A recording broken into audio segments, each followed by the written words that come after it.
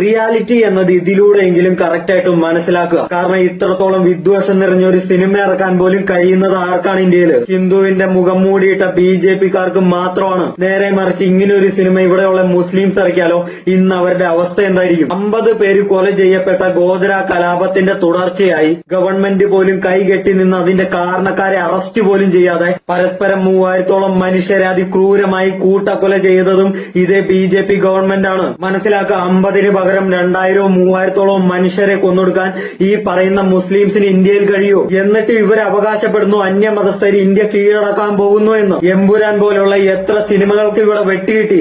എന്നിട്ടും കേരള സ്റ്റോറി പോലെയുള്ള സിനിമകൾ ഇവിടെ ഇറങ്ങിക്കൊണ്ടിരിക്കുന്നു. ഇത് തടുക്കാൻ ഇവിടുത്തെ അന്യമതസ്ഥർക്ക് കഴിയുന്നുണ്ടോ? എന്നിട്ടും പറയുന്നു അന്യമതസ്ഥര് ഇന്ത്യ കീഴടക്കാൻ പോകുന്നു എന്ന്. എന്നിട്ട് ഇവർ അവകാശപ്പെടുന്നു ഈ 100% മനുഷ്യരുടെ ശത്രു ഈ 18%, 5%, 6% മനുഷ്യരാണെന്ന്. ഒരു മനുഷ്യൻ എന്ന നിലയിൽ ചിന്തിക്കാൻ ശേഷിയുള്ള ഒരു ജീവിയെ പോലെ ചിന്തിക്കുക.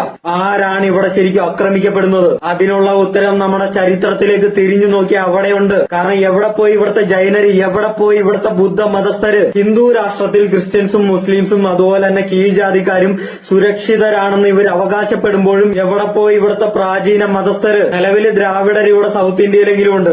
ഇനി അതും വംശനാശം സംഭവിക്കും. മനസ്സിലാക്കുക, ഹിന്ദു ഹിന്ദു എന്ന് പറഞ്ഞ് ഹിന്ദുവിന് വേണ്ടി അലയുമ്പോ ഇവിടെ ആരാണ് യഥാർത്ഥ ഹിന്ദുക്കളെന്ന് നിങ്ങൾ മനസ്സിലാക്കിക്കൊള്ളുക. ഈ പറയുന്ന ബുദ്ധരെയും ജൈനരെയും ദ്രാവിഡരെ പോലെയും ഇല്ലാതാകാനാണ് നമ്മുടെ എല്ലാം വിധി. എന്തുകൊണ്ട് നരേന്ദ്രമോദിയുടെയും യോഗി ആദിത്യനാഥിന്റെയും ആശയം ഒന്നല്ലാതാകുന്നു എന്ന് ചിന്തിക്കുക. ഇല്ല പട്ടികൾക്കുണ്ടായ സംഖ്യകളെ പോലെ ചിന്തിക്കല്. ചിന്തിച്ചു കഴിഞ്ഞാൽ നമ്മുടെ എല്ലാം നഷ്ടമാകും. നമ്മുടെ നാട്, നമ്മുടെ ഭൂമി, നമ്മുടെ മണ്ണ്, നമ്മുടെ കേരളം എല്ലാം നഷ്ടമാകും. നമ്മുടെ ഭാഷ പോലും അവർ ചവിട്ടുകൊട്ടയിലിട്ട് ചവിട്ടി അരയ്ക്കും.